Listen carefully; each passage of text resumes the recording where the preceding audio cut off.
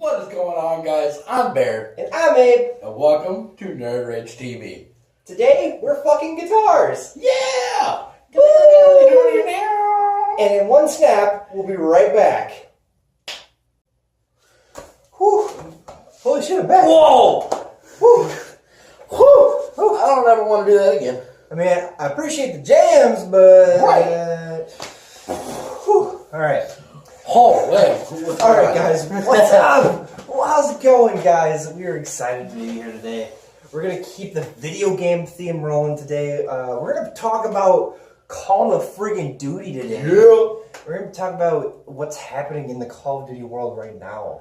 But But we're also going to mention a few things that are just kind of about E3 and what's going on. Maybe we're also going to give you our E3 schedule towards the end there. But let's start off about talking Call of friggin' Duty.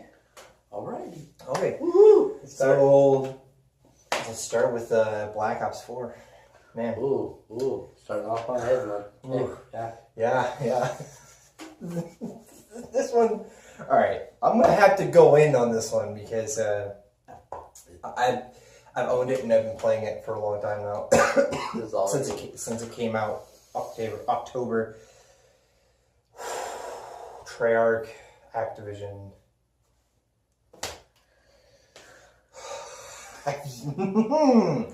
Treyarch, Activision. Let's have a little chat. Look, I mean, if you play Call of Duty, you already know what's going on. You know what I'm about to start talking about. It has to deal with the extreme microtransaction problem. We've mentioned it before on the channel. We've talked about microtrans just for a small period of time in one of our last few videos. But this is one of the bigger issues that I wanted to talk about, and I talked to Bear about this already. But man, okay. So if you guys don't already know, which would be surprising to me, Black Ops 4 came out last year, and one of its biggest decisions was to move towards a multiplayer-only style game. And so they have multiplayer Blackout, which is a battle royale experience, and they have zombies, of course, zombies. You can't go wrong with zombies. I'm a huge fan of zombies, just so you know. So there's a couple of other big problems I got to talk about towards after the first microtrans problem. So look, the game comes out, you pay $65, right? They introduced the Black Ops Pass, and of course you're going to want to get that because you want all the new multiplayer maps. If you're a Zombies fan, it's a must-have because you're getting the new zombie maps and you're continuing the story. Okay, so that's another $50 bucks, about $50. So now you're at about like just shy of 120.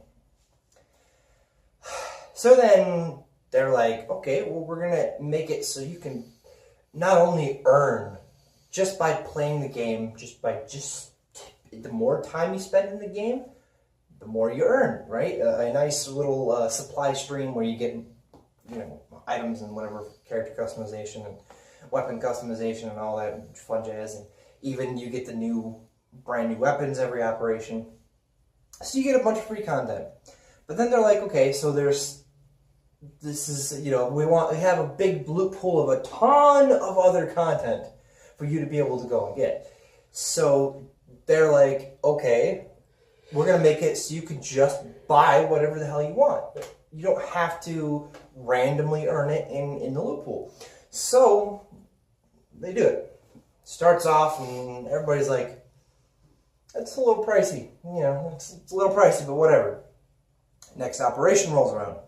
Start introducing, special cosmetic-only weapon variants and other things like that, or like blackout characters or skins for your multiplayer character. And prices start to go up. And then we get to this point in the operation before the one we're currently still in, which is Operation Spectre Rising. So it was Grand Heist. In Grand Heist, they decided that they were going to introduce a new melee weapon and make sure that you could buy it. They added like 10 reserve crates. $30 fucking dollars. Are you shitting me?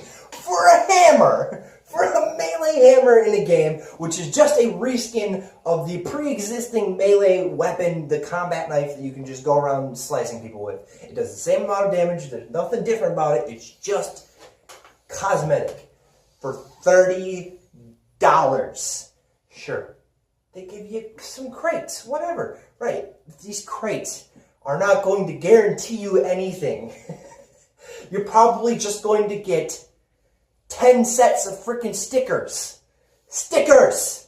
What are the point of the stickers? I get the whole, like, you want to add more stuff for the emblem stuff, for emblem editing. But these things, you can't use them to edit anything in the emblem editor. They're just stupid little stickers that you can throw in. Yep. And it's the supply streams are chock full of them. The loot pool for the, like, basically supply drops, chock full of them. How the hell are you supposed to get the things you want? And then in this operation, they decided to screw things up even further, even though everybody had already said, stop doing that, do something better, try again. Their try again was to take a camo, which usually at this point, if you get one of these typical like camos, because they're reactive camos, you're supposed to be able to get them and use them on every gun. Right? They're like, okay, hey, guess what?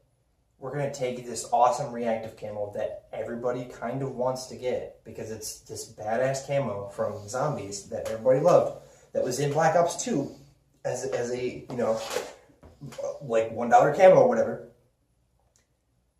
They're like, hey, now you have to go and earn this through the loot pool randomly for every single gun in the game. It's not for, you don't get it once and you have it for all your weapons. You don't get it once and then have it for that class of weapon. You have to get it for each individual weapon.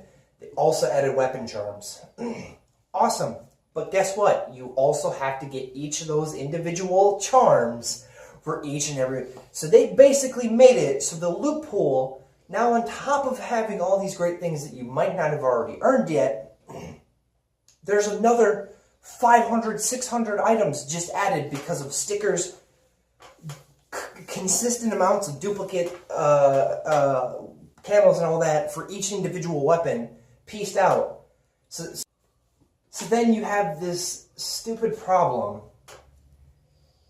where in the loot pool before this operation, there were 500 items in total that you could earn through just randomly, you know, through supply drops.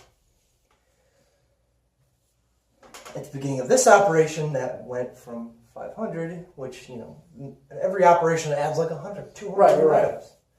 And now, you went from 500 to 1,000. 1,000 items.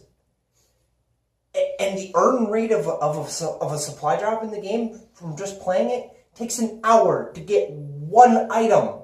One random item. And it's not duplicate protected. So if you already have the item,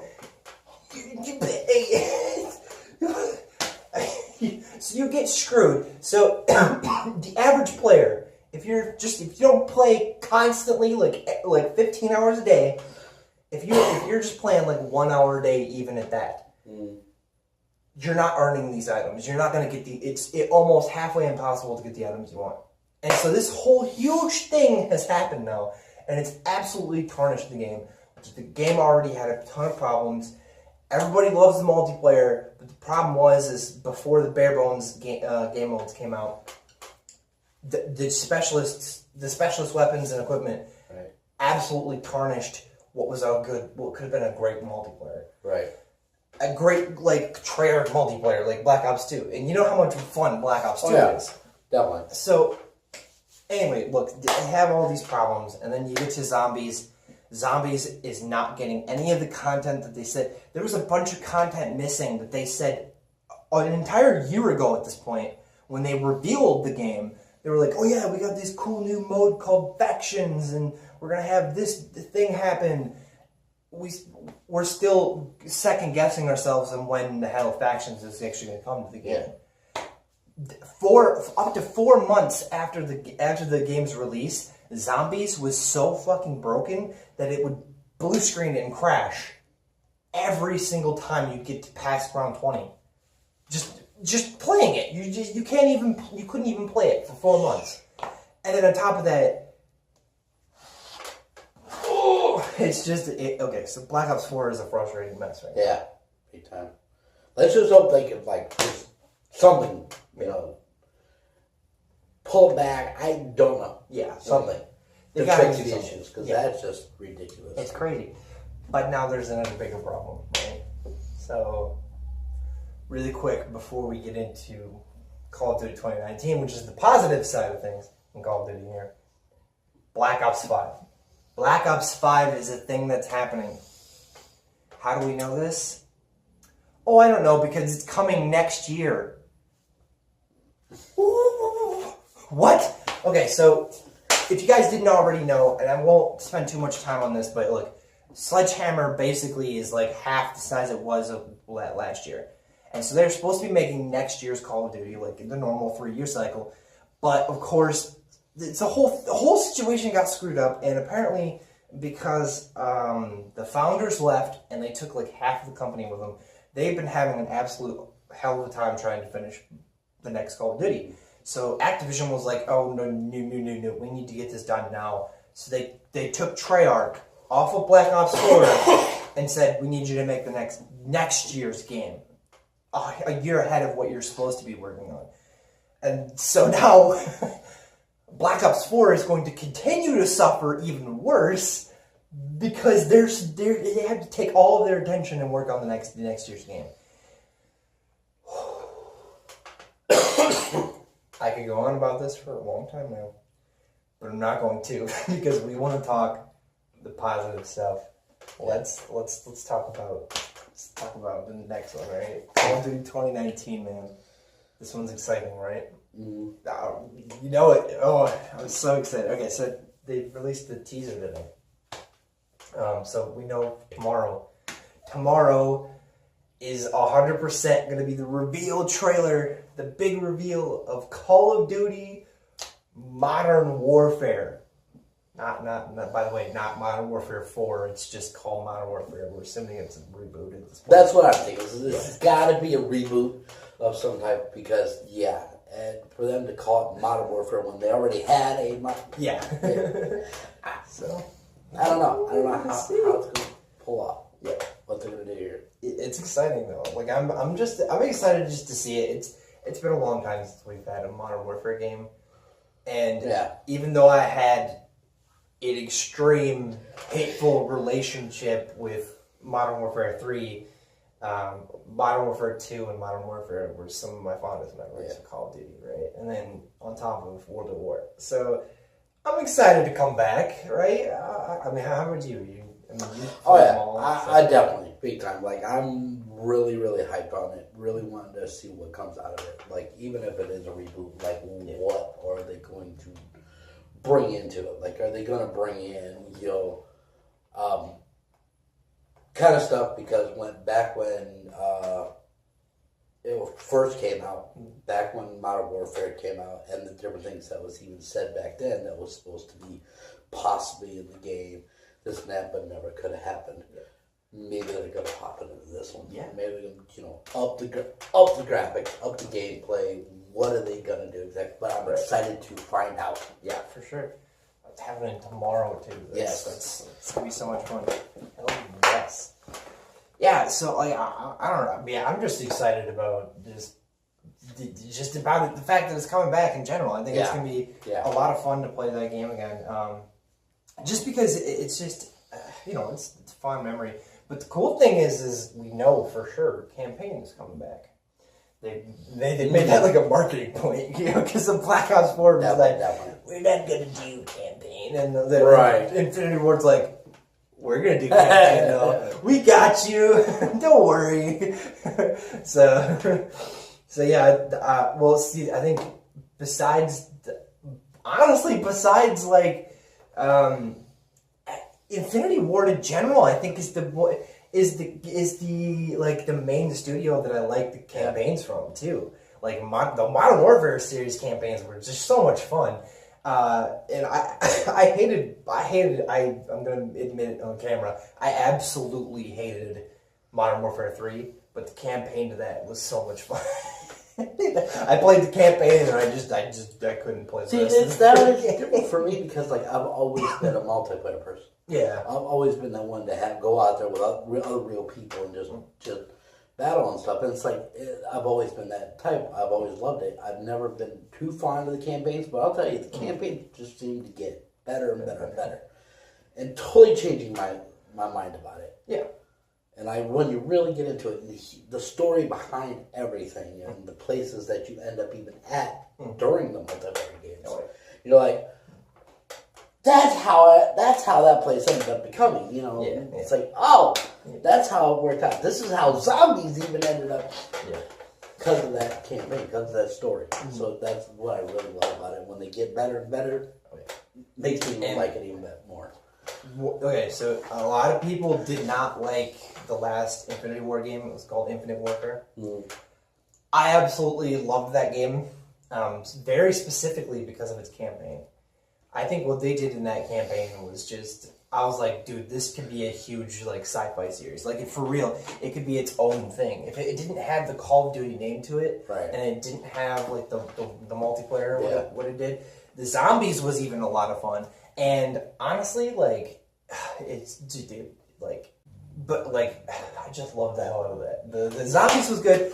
The campaign was just like, dude, this could be a really, really cool big sci-fi thing, right?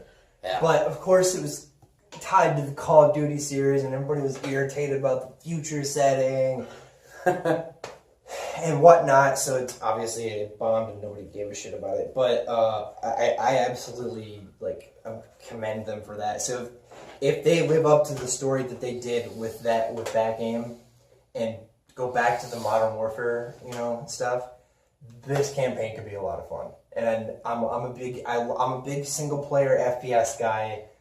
I've always enjoyed the hell out of that. But here's the other thing. I still love multiplayer too. Right. I've played multiplayer to death. I've played, like, my favorite multiplayer. Again, another controversial opinion is Advanced Warfare. I played the living hell out of that. The multiplayer in that.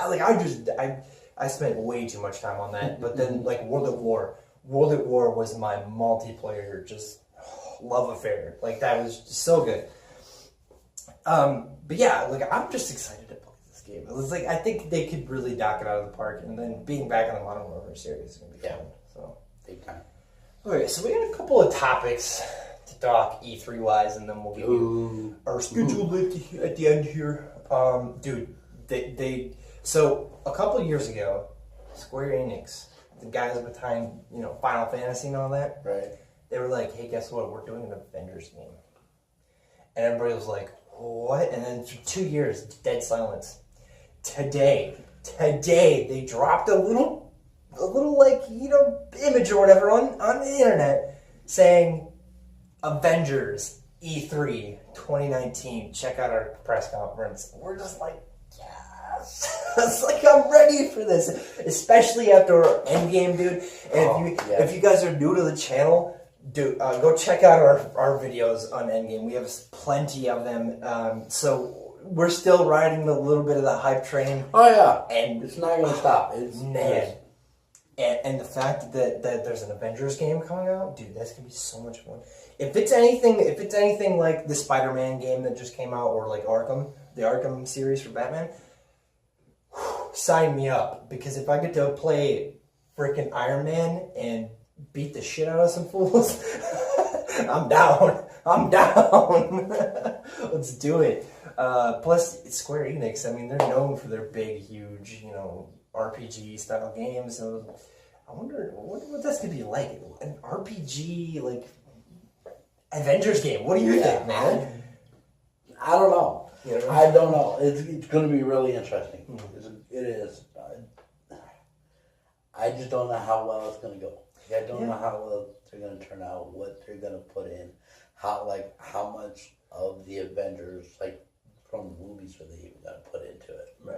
Adding, are they going to add just a little bit, different spots here, especially the big important things. what are they going to do? Like, right. But I'm really interested to find out exactly what they're going to be doing. I can't wait. I tell you what would be really cool is if they take like the core ones that we know and love from like the movies, so like, you know, Captain America, right. Hulk, Iron Man, you know, just Thor and like the main ones. If they take them and then they like add in, because it's a video game, so they don't have to worry about the well, I mean technically Disney owns rights anyway now, but we could see Spider-Man, Wolverine, like there could be tons of just really, it could be really cool. We'll see. I won't get too hype about it, but man, does it look like a lot of fun. Yeah, it does. You know, there was another surprising leak today that I was really surprised about. And it goes back to the E3 thing. Have you ever played the Fable games? Yeah. I love Fable. Fable 4 is pretty much confirmed at this point. It's gonna be one of the bigger games revealed. I'm like, dude. I love the Fable games. That could be really a lot of fun. I'm sure that'll be a really big highlight for E3 as well. Oh, I'm sure. And it kind of sucks that it leaked. Right. but that's another thing to look forward for the Xbox conference. Because we already talked about it a little bit, but like, dude, so we got Halo Infinite, Gears of War 5, and Fable 4 in one go, dude. And I'm sure at this point there's probably like Forza Motorsports 8 or something, whatever the next Forza game is. So I'm sure they're gonna have like 4 or 5 huge like first party games that are dropping. Of course, your boy right here is still gonna be looking for that new GTA. Yes, somewhere in there. Yeah. Somewhere in there. I'm waiting for it. Like something about GTA is gonna just pop in there. Definitely do it. Like Xbox is the place to do it this year. So big time. I mean, for real. But yeah, Rockstar, we're looking at you. But yeah, dude, like the E3 is gonna be exciting this year. Oh yeah, for real. Now, speaking of E3, yes, we are going to be on it. Yes, like on it. Yes, from the beginning day when it starts. Yep. And so we've set up a big plan. I'll let him give you the actual schedule, but I'll just give you the really quick rundown here. So we're doing a joint channel thing here, right? I'm going to start the coverage on my channel with reactions, and then we're gonna jump back over to the Nerd Rage, and we're gonna break some things down, and then we're gonna finish the reactions for the week. So we're doing all of the major press conferences. We're doing big reactions and breakdowns. So I'll let you guys know. So the first 2 are me, and then the rest are going forward. Starting off, of course, on his channel. So, of course, make sure you check the link down below, for that. On June 8th, when it all kicks off. Of course, Saturday, June 8th, will be the EA reaction stuff. So, all the stuff that has to do with EA for this coming year. Everything that they got planned. I can't wait. I can't wait for the new stuff. Which includes Star Wars, by the way. It does. Fun. I almost forgot about that. Like, I'm sitting there going, wait. Yeah. So, definitely can't. I'm paying attention to that one. So, and then, of course, Sunday, June 9th, we're going to end up talking about the Xbox and Bethesda stuff that's coming out. Like, anything you really want to throw in there on that one? So I'm going to be doing individual reactions for both, which, by the way, my E3 theory is starting to look golden right now, because Bethesda's conference is later in the night and Xbox's is during the middle of the day. So that means Xbox's conference comes first, so we could get that Starfield tease that I was talking about. Look, I won't get too much into it, but I'm going to be doing the Xbox one earlier in the day, of course, when it happens, and then I'm going to do a reaction for the Bethesda one when that one happens later at night, and I'll have both of them up on the same day. Right. And then we're going to come back to our channel next day. Yep. Right? Yep, coming right back here. So, first thing Monday, June 10th, come right back over here to Nerd Race TV to start. Basically, what we're going to be doing is recapping for what happened on Saturday and Sunday, giving our opinions, our thoughts on those 2 days, on what's coming out. Full breakdown. Big old full breakdown on that. And then, coming in, we are going to then be talking about the Ubisoft and Square Enix stuff coming out with that as well. Full reactions to both. Yes, big time. So it's gonna be huge. And then, of course, roll over to Tuesday on the 11th of June. We are definitely going to be putting our thoughts and opinions and things definitely into this on all the new Nintendo. Oh yeah. Nintendo stuff. Woo! Which this guy right here is gonna be I've been a Nintendo person my whole life, so that's going to just blow me away. I'm hoping for the very best. Metroid Prime 4. Metroid Prime 4. Woo! Plus. Stop it! We're gonna reveal plus. Let's do it. But yeah, could we get a tease of Switch 2? Who knows? Nintendo, I think is gonna be the big one, but yeah, that one's gonna be exciting. I don't know anything about Nintendo this year. I have no idea. I'm sure there's stuff about there, but I'm doing my absolute hardest to avoid as much leaks and stuff. Yeah, exactly. Because we're less than a couple weeks away. Because you're seeing it and it's popping up and everything with Nintendo and this and that. This is new for Nintendo, but we're like, no, we can't see it yet. Yep. No, I don't want to see it just yet. Gotta wait. Yep.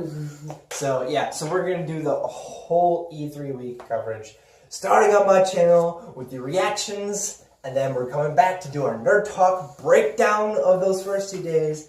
And then we're going to do a reaction and breakdown to the Ubisoft and Square Enix, as well as Nintendo on Tuesday. So we're going to have a lot of fun. So that's still a week and a half or so away. But we wanted to give you guys a heads up on the schedule because we know it is quite soon. It's not as far as we initially thought.